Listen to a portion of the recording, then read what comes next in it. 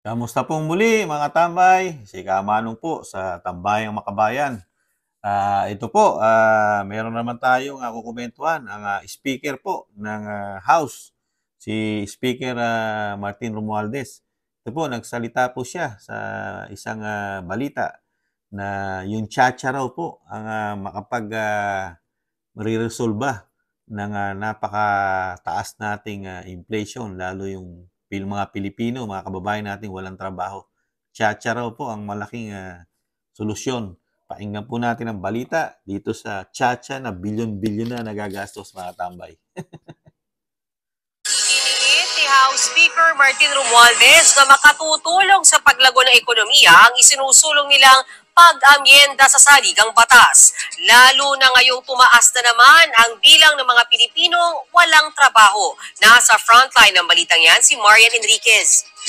Mapatunayan talaga yung... Muling linigyang diin ni House Speaker Martin Romualdez na para sa paglago ng ekonomiya ang isinusulong na pag-amyenda sa saligang batas o charter change.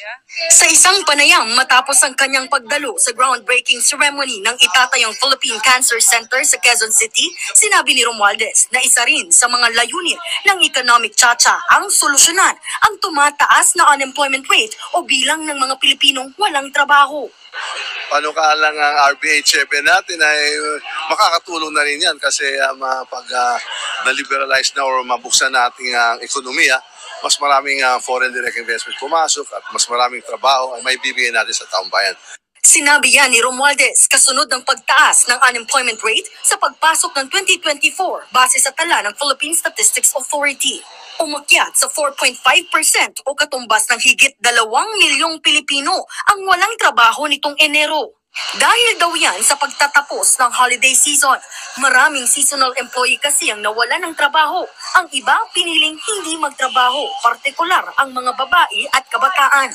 Nag-off na sila from the labor force and went back doon sa either schooling or to help doon sa mga household duties. Ayon naman sa National Economic and Development Authority o NEDA, patuloy ang paghatak nila ng mga mamumuhunan sa bansa na magbibigay ng karagdagang trabaho sa mga Pilipino. Pero ayon kay Romualdez, iba pa rin kung mas luluwagan ang economic restrictions ng konstitusyon. Sa ngayon, pasado na sa komite ng Kamara ang Resolution of Both Houses o RBH number 7.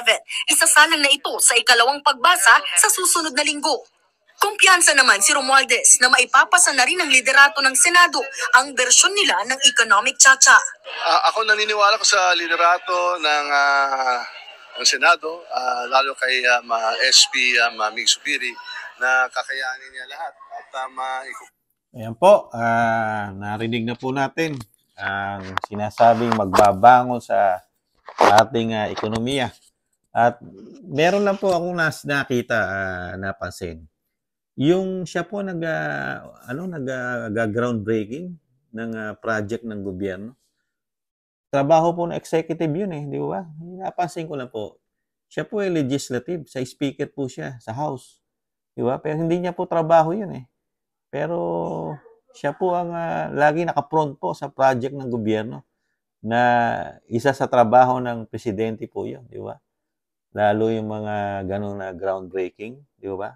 Na itatayo na malaking project, di ba?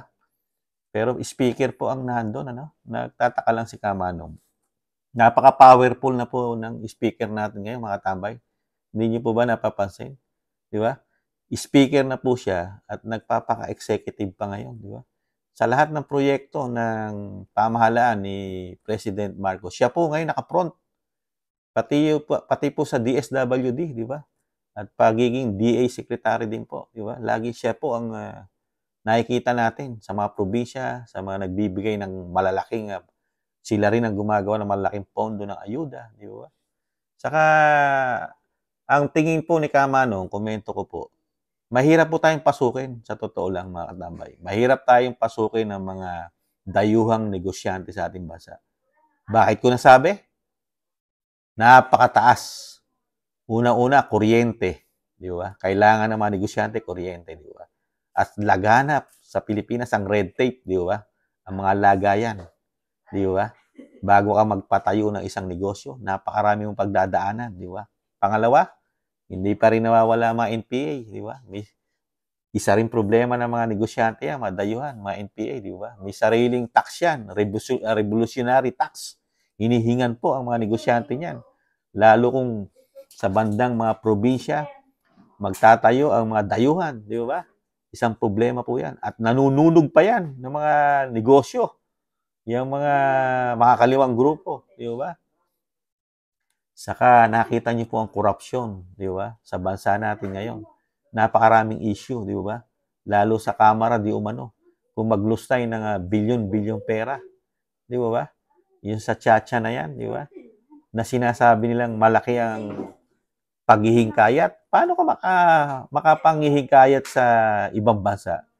Kung ang ekonomiya mo ay bagsak, di ba? Ang napakaraming inflation na walang trabaho, di ba? Nagmamahal ang bilihin. Itaas ng bilihin, ang taas ng inflation ng bilihin, di ba? Nasa record na nga po, di ba? Sa loob ng 15 taon. Ngayon lang nangyari yung bulusok pataas ng bilihin, di ba? At ganun din po, kabilis ang pagtaas ng mga walang trabaho. Paano mo iaasa lahat sa dayuhan yun, mga tambay? Iaasa mo? Matatakot ang mga dayuhan sa ating magnegosyo. Pagka ganyan ang sitwasyon ng gobyerno natin, di ba? Nagmamahalan lahat, di ba? Lahat mahal.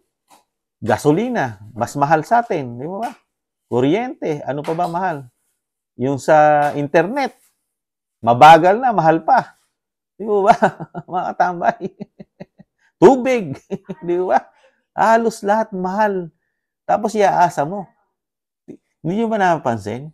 Wala halos pumapasok na investor sa ating bansa na malalaki. Kahit sabihin natin biyahe ng biyahe ang ating Pangulo, walang masyadong pumapasok. Hindi katulad nung panahon ni Pangulong Duterte, mismong mga negosyante sa ibang bansa pumapasok sa Pilipinas, hindi na kailangan bumiyahe pa ni Pangulong Duterte. Tumataas ang ekonomiya natin kahit may pandemic na hindi nagbibiyahe si Pangulong Duterte, ang dating Pangulong Duterte. Bakit ngayon? Sobra-sobra sa biyahe. Wala pang 2 taon. Pero walang masyadong investor na pumapasok sa bansa. Hindi ba tayo nagtataka? Nagwawaldas di umano tayo ng malaking pera. Pero wala naman tayong nakita. Puro pangako pa lang. Puro pangako, puro pledge. Di ba? Magdadalawang taon ng pangako. Di ba? Hindi nyo napansin. Tapos, walang solusyon. Di ba? At walang solusyon sa mga malalaking problema eh. Katulad sa pangailangan ng mga tao o tayong mga Pilipino na mahigit 100 milyon. Walang solusyon. Kahit nga po bigas eh. Di ba? Kahit bigas, hindi po nila masolusyonan. Di ba? Kahit isa lang. Hirap na hirap sila magawa ng paraan. Ang lagi nila sinasabi sa bigas, dahil sa weather, nadadali tayo ng weather. Di ba? Pero sa totoo pala, hindi naman pala tayo napapakain ng bigas natin sa Pilipinas dahil kulang na kulang ang supply. At tayo nag-i-import pa. At number 1 pa pala tayo importer sa buong mundo. Pangalawa ang China na pinakamaraming tao. Bilyon ng tao sa China pero tayo number 1. Pinakamalaking umangkat ng bigas. Di ba? Pero ang bigas natin, napakamahal. Kaya sasabihin ng speaker na malaking kaluwagan ang gagawin nila kung maipapasa nila yung tiyatsa para sa mga negosyante, paluluagin nila. Maluwag na nga eh. Di ba? Ayon sa mga eksperto, marami nang binago ang saligang batas natin, lalo sa mamumuhunan sa atin na tagalabas ng bansa. Maluwag na ang Pilipinas. Di ba? Kaya lang talagang meron kasing ano yan eh. Sa tingin ni Kamanong, meron tayong hindi alam na nakapaloob dyan na sila lang may alam. Kaya nga, di ba, napakaraming nagwewelga ngayon dahil dyan sa tiyatsa na yan, di ba? Nagre-reklamo. Di ba?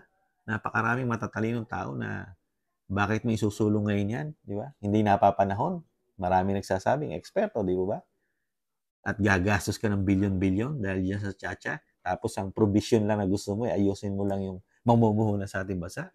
Gagastos ka ng daan-daang milyon sa advertise ng malalaking TV station na yun lang pala layunin mo.